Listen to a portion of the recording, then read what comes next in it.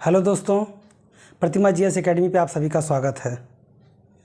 दोस्तों, सिंधु घाटी की सभ्यता हम लोग पढ़ रहे थे, उसमें आज हम हड़प्पा पढ़ेंगे।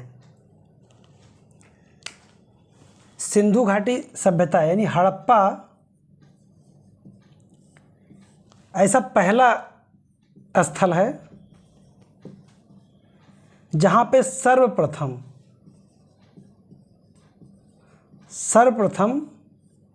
खोज किया गया था। 1826 में चार्ल्स मैसन ये एक अंग्रेज हैं। इन्होंने 1826 में पहली बार हड़प्पा में महसूस किया था कि यहाँ पे कोई स्थल है, लेकिन 1853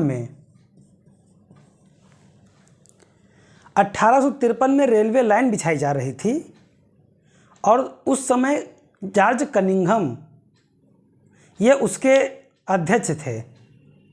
जिस जगह पे खोज हो रहा था या रेलवे साइट बिछाई जा रही थी, तो उस कमेटी के अध्यक्ष कनिंघम जी थे। तो इन्होंने 1853 में वहाँ पे पहली बार खोज किया, लेकिन वे पुरातत्व विभाग के माध्यम से नहीं गए थे। फिर आगे चल करके 1921 में दयाराम साहनी महोदय 1921 में दयाराम साहनी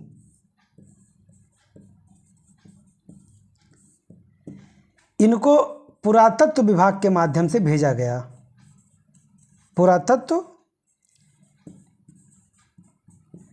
विभाग के माध्यम से भेजा गया और इन्होंने फिर हड़प्पा की खोज किया। इसीलिए कहा था कि हड़प्पा सभ्यता की खोज में हड़प्पा स्थल का खोज किसने किया था, तो 1921 में दयाराम साहनी ने किया था। और ये पुरातत्व विभाग बना कब था, तो 1904 में करजन के समय में बना था। ये करजन वायसराय थे, इनके समय में बना था। और 21 में दयाराम साहनी के माध्यम से हड़प्पा खोजी गई थी। हड़प्पा रावी नदी के तट पे पाकिस्तान में स्थित है। यहाँ पे नौका निर्माण के साक्ष्य मिले हैं। माना जाता है कि हड़प्पा में नौका निर्माण किया जाता था। हड़प्पा में अन्नागार प्राप्त हुए हैं। नौका निर्माण होता था हड़प्पा में।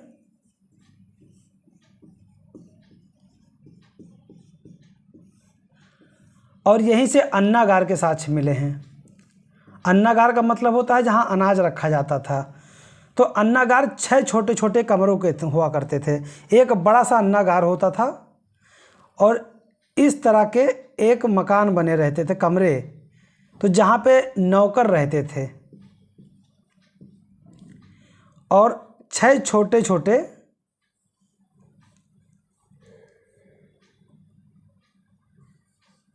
दोनों तरफ ऐसे कमरे हुआ करते थे। इसमें अनाज रखा जाता था। तो कहा जाता है कि अन्नागार बहुत बड़े मात्रा में था और 6 छोटे छोटे कमरे बोला जा रहा है कि अंदर हुआ करते थे, जिसमें अनाज भरा रहता था। और इसकी देखरेख के लिए एक नौकर होते थे। यानी कि यहाँ पे कह सकते हैं कि जो सैनिक प्रवृत्ति है वो निकल करके सामने आती है।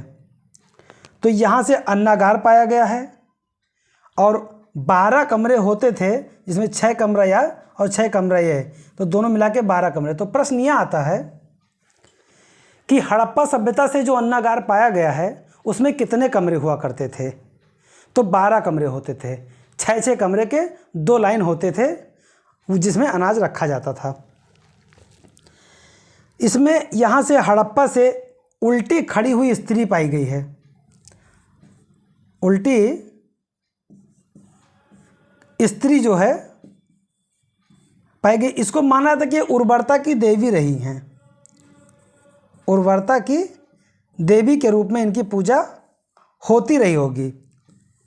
जैसे आज भी जब फसल कटता है तो कई जगह पे अलग अलग प्रकार के पूजा अर्चना होता है। उसी तरह के उर्वरता के देवी के रूप में उल्टी खड़ी हुई स्त्री को माना जाता है, और ये भी माना जाता है कि उल्टी खड़ी देवी के बीच से एक वृक्ष निकलता है। ऐसे चित्र पाए गए हैं। तो ये हड़प्पा सभ्यता से पाए गए हैं और इसीलिए इसे उर्वरता के देवी के रूप में जाना जाता है। यहाँ से तांबे का इक्का और तलवार पाया गया है। तांबे का इक्का और तलवार। साथियों, ध्यान रहे कि सिंधु घाटी सभ्यता के लोग लोहा से परिचित नहीं थे। उनको लोहा नहीं पता था कि लोहा क्या होता है। तांबा और टीन मिला करके कांसा बनाया जाता था और कांसा का प्रयोग ज़्यादा जाता होता, इसीलिए इसे कांस्य युगीन सभ्यता भी कहा जाता है हड़प्पा सभ्यता को। तो तांबे के तलवार पाए गए हैं और तांबे के इक्का पाए गए हैं। ताबूत समाधान पाया गया है और पत्थर की नर्तकी पाई गई है। ताबूत समाधान होता है लकड़ी का से बना होता है, और जब कोई मृत्यु किसी का हो जाता है तो इसके अंदर ये ताबूत समाधान आज भी ईसाइयों में देखा जाता है। ईसाइयों में या अन्य किसी लोगों में देखा जाता है। हम लोग हिंदुओं में क्या होता है, हिंदू दहन करते हैं और मुस्लिम दफनाते हैं। तो जब जिसमें दफन किया जाता है बैठा करके, उसे ही ताबूत बोला जाता है।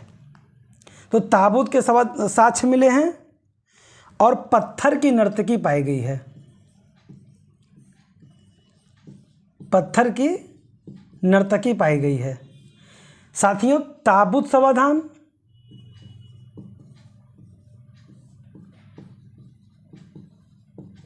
और पत्थर की नर्तकी ये हड़प्पा से पाए गए हैं, और हड़प्पा से ही R37 नामक कब्रिस्तान भी पाया गया है। ये प्रश्न में कई बार ये सारे क्वेश्चन जो है पूछे जा चुके हैं किसी न किसी एग्जाम में। तो R37 जो कब्रिस्तान है ये भी हड़प्पा से पाया गया है, और हड़प्पा में जो मापने का पैमाना था, मापने का पैमाना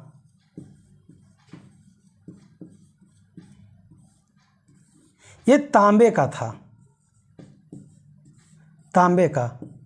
साथियों, तांबा का कई बार प्रयोग हुआ है, यानी कि जो हड़प्पा सभ्यता था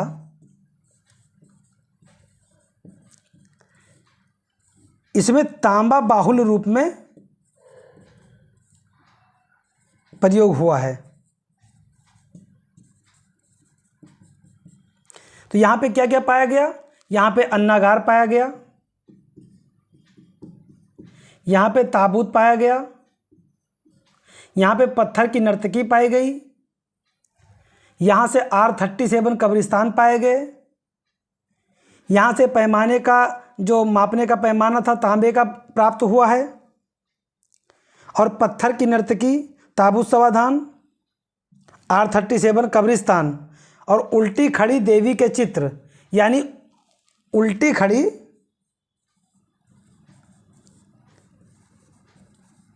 स्त्री के चित्र जिसके बीच से पेड़ निकल रहा है, यानी उर्वरता की देवी।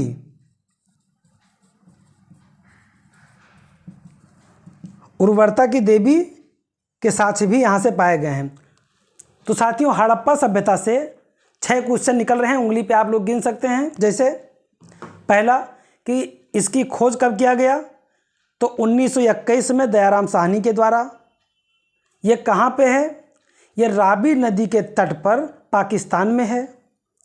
यहाँ से R37 कब्रिस्तान पाए गए हैं, यहाँ से तांबे का पैमाना पाया गया है, यहाँ से नर्तकी के साक्ष्य पाए गए हैं, यहाँ उर्वरता देवी साक्ष्य पाए गए हैं, यहाँ से अन्नागार पाए गए हैं।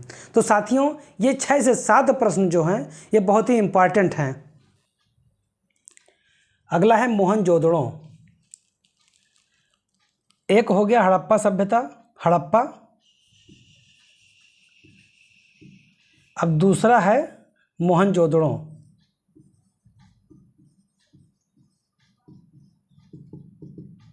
तो मोहनजोदड़ो 1922 में राखालदास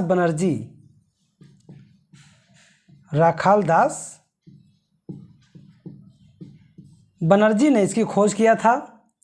यह सिंधु नदी के दाएं तट पर है।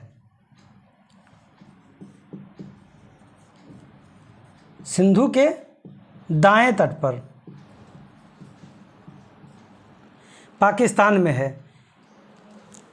साथियों, सबसे ज़्यादा उस समय मोहनजोदड़ो की ही आबादी हुआ करती थी।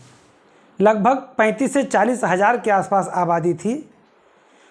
तो उस समय का सबसे बड़ा घन आबादी माना जाता था। मोहनजोदड़ो का मतलब होता है मृतकों का टीला। मृतकों का टीला। यहीं से महान स्नानागार,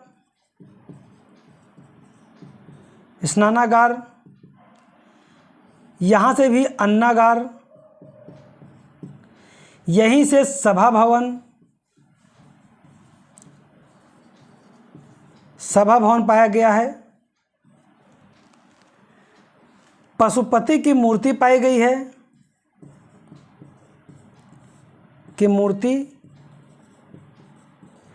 इससे माना जाता है कि ये शिव की पूजा करते थे। कांसे की बनी नर्तकी पाई गई है।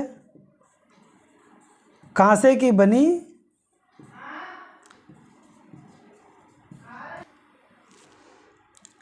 बनी नर्तकी पाई गई है और सूती का टुकड़ा पाया गया है। सूती का टुकड़ा। इससे ये पता चलता है कि ये लोग सूती से यानी कपड़े से परिचित थे, यानी धागा से परिचित थे। कांसे की नर्तकी का मतलब ये है कि ये लोग अपने मनोरंजन के लिए नृत्य करते थे। पशुपति की मूर्ति से पता चलता है कि शिव की पूजा करते थे। सभा भवन का मतलब होता है कि ये लोग बैठक भी करते थे, यानी कि बैठक लेकर निर्णय करके शासन करते थे। महान स्नानागार का मतलब है कि ज़्यादा तादाद में लोग रहते थे, तो इसलिए यह सारी चीज़ें पाई गई हैं वहाँ पे। ईंटों का कब्र पाया गया है। ईंटों का कब्र पाया गया है। यहाँ पे दोहरा समाधान होता था। दोहरा समाधान का मतलब होता है कि एक कोई व्यक्ति है, उसके साथ में कोई दूसरा व्यक्ति है, इसको एक साथ दफना दिया गया। या कई बार मिलता है कि एक व्यक्ति है, उसके साथ एक कुत्ता है, उसके साथ दफना दिया गया, तो दोहरा समाधान के साथ छपाए जाते हैं। और मिट्टी की गिलहरी पाई गई है। मिट्टी की गिलहरी पाई गई है। मिट्टी के जो बंदर हैं, बंदर पाया गया है। मतलब माना जाता है कि ये बंदर है एक मिट्टी का, और उसके नीचे जो है पहिया लगे हुए हैं, पहिया लगा हुआ है, ऐसा खिलौना पाया गया है। इससे पता चलता है कि लोग जो है इन सब चीज़ों से परिचित थे। शिलाजीत से परिचित थे।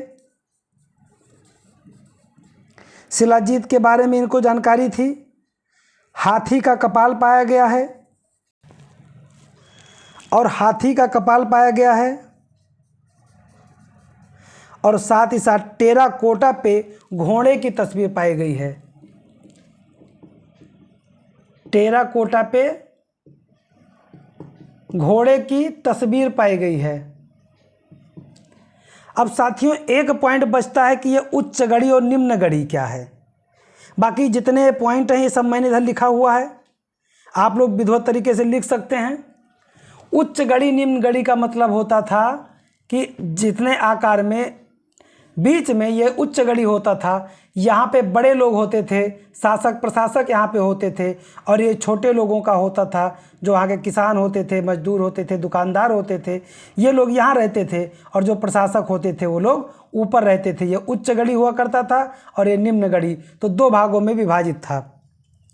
तो साथियों, मोहनजोदड़ो और हड़प्पा को जुड़वा राजधानी कहा जाता है, क्योंकि रावी नदी और सिंधु की सहायक नदी है, और सिंधु नदी के तट पर मोहनजोदड़ो था, तो दोनों का आवागमन उस समय नाव के द्वारा होता था। आप लोगों ने मोहनजोदड़ो मूवी देखी होगी, उसमें इसके थोड़ी सी झलक दिखाई जाती है। नाम बेशक मोहनजोदड़ो है, लेकिन सत्यता से बहुत दूर है, तो इसलिए उसको अगर आप लोग देखेंगे तो थोड़ा आपको आभास हो जाएगा। तो मोहनजोदड़ो, राखाल दास, यहाँ पे कितने प्रश्न बन सकते हैं? टेराकोटा, फिर 1922 में राखाल दास बनर्जी के द्वारा खोजा गया, सिंधु के दाएं तट पर है, इसका अर्थ मृतकों का टीला होता है, महान स्नानागार पाया गया है, अन्नागार पाया गया है, यहाँ से सभा भवन पाया गया है, जिससे माना जाता है कि यहाँ बैठक होता था और लोग यहाँ पर बैठकर निर्णय लेते थे। पशुपति की मूर्ति पाई गई है, जिससे पता चलता है कि शिव की पूजा करते थे। लेकिन दोस्तों, ये याद रहे कि पूरे सिंधु घाटी सभ्यता में कहीं मंदिर के साक्ष्य नहीं पाए गए हैं। भगवान शिव की पूजा के साक्ष्य पाए गए हैं, स्वास्तिक के साक्ष्य पाए गए हैं, लेकिन मंदिर के साक्ष्य नहीं पाए गए हैं। उर्वरता के देवी के साक्ष्य पाए गए हैं, लेकिन किसी मंदिर के साक्ष्य नहीं पाए गए हैं। कांसे की बनी नर्तकी के साक्ष्य पाए गए हैं, सूती कपड़ा पाया गया है, ईंटों का कब्र पाया गया है, दोहरा समाधान पाया गया है, मिट्टी की गिलहरी पाई गई है, मिट्टी के बंदर के खिलौने पाए गए हैं। तो साथियों, ये सब हड़प्पा में भी लगभग हड़प्पा में R37 कब्रिस्तान है, तो यहाँ पे ईंटों का कब्र पाया गया। साथियों, हड़प्पा और मोहनजोदड़ो ये 2 मोस्ट इम्पॉर्टेंट हैं। उसके बाद में लोथल है, धौलावीरा है, और राखीगढ़ी है, रोपड़ है, बनावली है। तो इन सब चीज़ों को, इन सारे स्थलों को मैं अगले क्लास में बताऊंगा। लेकिन मोहनजोदड़ो और हड़प्पा में एक बेसिक बात यह है कि जैसे मृतकों का टीला कहा जाता है मोहनजोदड़ो को, तो हड़प्पा को हड़प्पा के सभ्यता के नाम से जाना जाता है। यहाँ पे महान स्नानागार है, तो हड़प्पा में नाव बनाने का कारखाना है। यहाँ पशुपति की मूर्ति है, तो वहाँ पे उर्वरता की देवी हैं। यहाँ पे सूती कपड़ा कांस की बनी नर्तकी पाई गई है, तो वहाँ तांबे की मूर्ति पाई गई है। यहाँ पे ईंटों का कब्र है, तो वहाँ पे कब्रिस्तान R37 है। ये उच्च गढ़ी निम्न गढ़ी में बना हुआ है। तो हड़प्पा सभ्यता का एक आकार था, और इसमें मिट्टी की गिलहरी, बंदर खिलौने, शिलाजीत ये सब पाए गए हैं। तो साथियों, हड़प्पा सभ्यता में हड़प्पा और मोहनजोदड़ो जो मुख्य रूप से बहुत एक जुड़वा राजधानी के रूप में जाने जाते हैं, उनको मैंने बताया। मैं अगले क्लास में इसके आगे का पार्ट लेकर के आऊँगा। तब तक के लिए जय हिंद, जय भारत, धन्यवाद।